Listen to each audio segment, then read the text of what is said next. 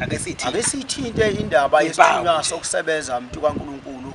Umuntu onesithunywa esilethe umsebenzi kuyena ubona kunezimpawu ezibonakalayo uma ngabelele ebusuku kunamaphupho awaphuphayo. Lo muntu kuye kuthiwa kaphupho uyaboniswa. Khona umuntu oyaboniswe ekhuleka ehlane ekhuleka ezintabeni, omunye eboniswe mhlambe eboniswa amanzi ahlukahlukene mhlambe isithunywa sokuphilisa leso sokuphilisa ke akusone sithi sebenza ngamanzi. Lo muntu sekufanele enze njani manje akalalele izwi ngoba liyakhuluma izwi lebusuku, izwi lesithunywa. Mhlambe nje kancane Dokotela uMpungose, kushuthi lapha isithunywa indlela esikhuluma ngayo yizwe kuphela noma ikhona enye indlela mhlawumbe singayilindela? Khona ezinye indlela siyakhuluma ngisho nasegazini kuwena.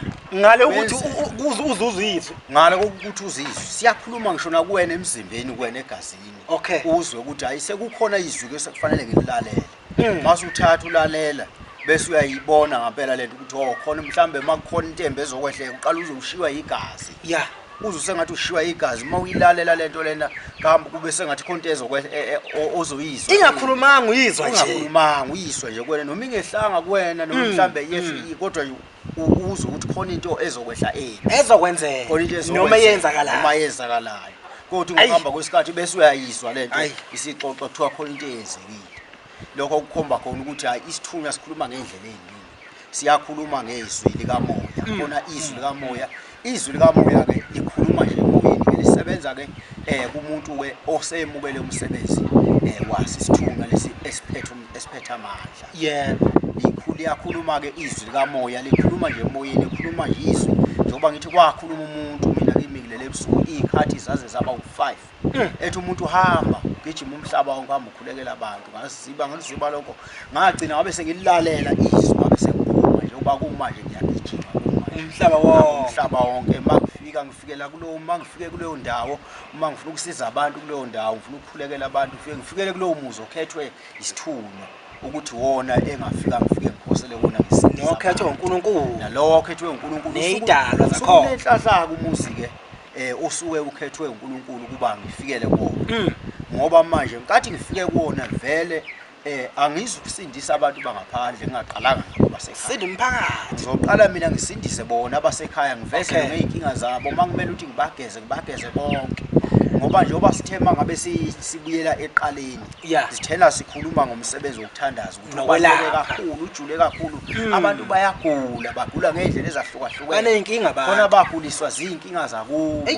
Khona abantu abaguliswa izinto zokuzalwa. Umuntu mangabe kukhona umlando wokuzalwa kwakhe okudinga ukuthi ulandelelwe. Ngoba manje mangabe umuntu kukhona umlando wokuzalwa kwakhe ihlukahlukene ke imlando wokuzalwa. Khona umuntu ozalwa embethe. Khona umuntu ozalwa phezulu kwesiqalekiso sabazali bakhe abaxabana noma mhlambe waphikeke ephikwa omunye umzali wakhe. Manje leso siqalekiso siyahlala kuye mangabe engazange ezisuse leso siqalekiso leso ngoba sekuyisiqalekiso kodwa esingeziwanga kuyena. Ngoba kuthiwa izono zabazali ziyokwehlela phezulu kwethu.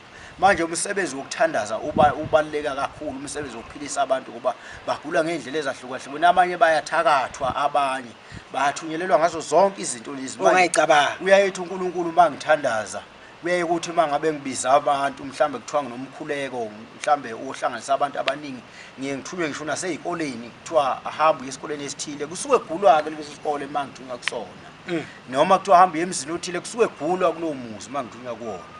Mangabe ngifika bathi abantu bebaningi bese likhuluma izwi kuthiwa kunomuntu okuthiwa usibanibani okhona lapho unenkinga kanje bese kusho lelizwe.